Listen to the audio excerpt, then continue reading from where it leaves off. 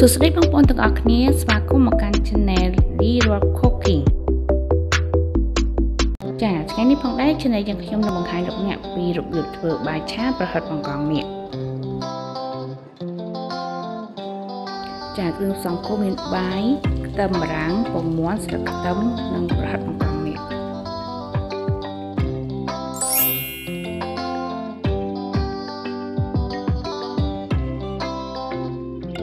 ចាយើងទៅមើលគ្រឿងផ្សំទាំងអស់ចាមានបាយស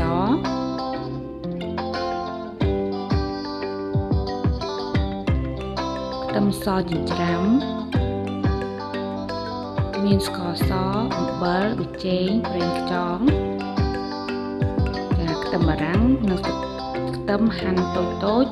ចាហើយប្រហិតបង្កងនេះហាន់ជាបន្ទះស្ដើងល្មមចានិងចុងក្រោយគេគឺពងមាន់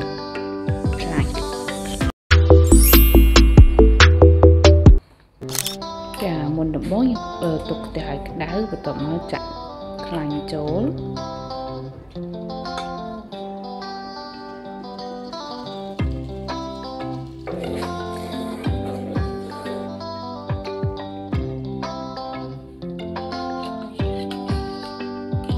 ចាបន្តមកទៀតយើងដាក់ពងមាន់ក្លុកចូល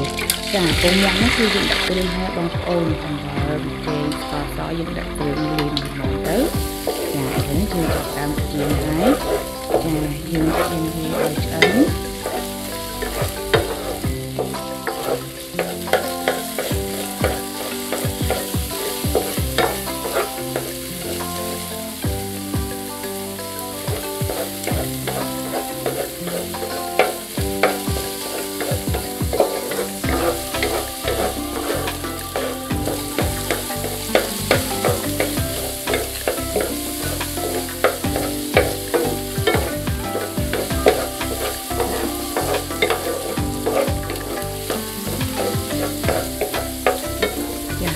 ពីជាងឆ្អិនហើយយើងដួសទឹកម្ល៉េះហ្នឹងបងប្អូនចាបន្តមកទៀតយើងបំពងខ្ទឹមសចាយើងឆាខ្ទឹមសនឹងឲ្យក្រហមឈ្ងុយបងប្អូន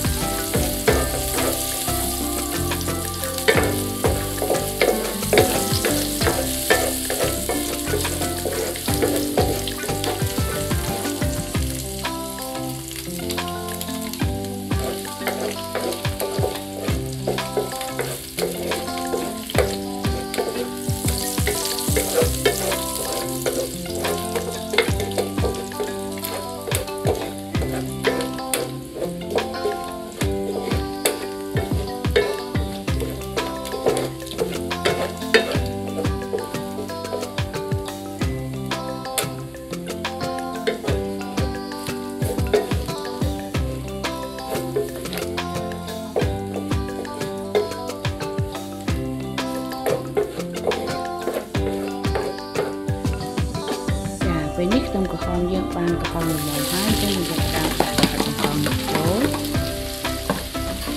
ចាដាក់គ្រឿងយើងផ្សំរួចហើយ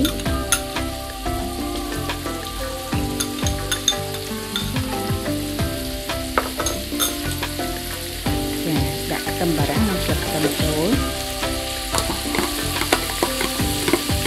ចាគឺហើយកូរវាឲ្យសព្វហើយបងប្អូនទៅទុកវាឲ្យឆ្អិន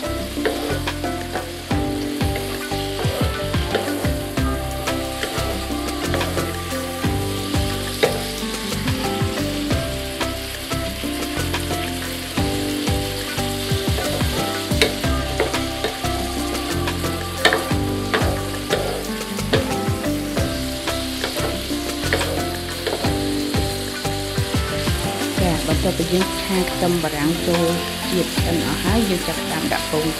មាន់ដែលយើងចៀនរួចចូលចា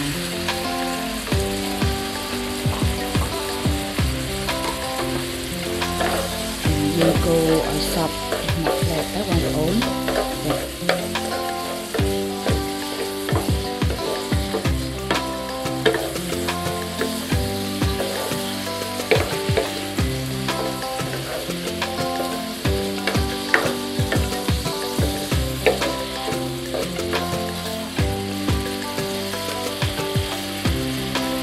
ពេលយើងឆាបានពេលថាយើងចាប់ដាក់បាយសចូលបងប្អូន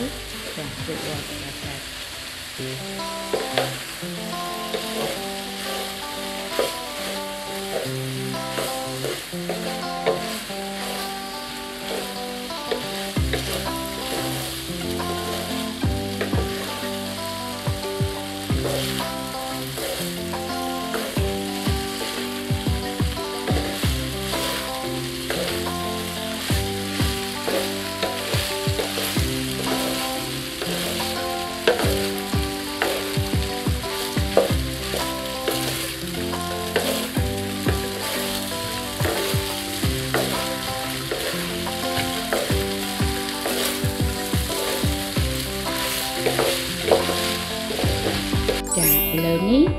បាយឆាប្រហិតបង្កងនេះរបស់យើងរួចរាល់ជាស្រេចចាតោះបងប្អូនយើងមកព្រៀបភ្លក់ទាំងអស់គ្នាចាសូមអរគុណចំពោះការទស្សនានៅវីដេអូនេះ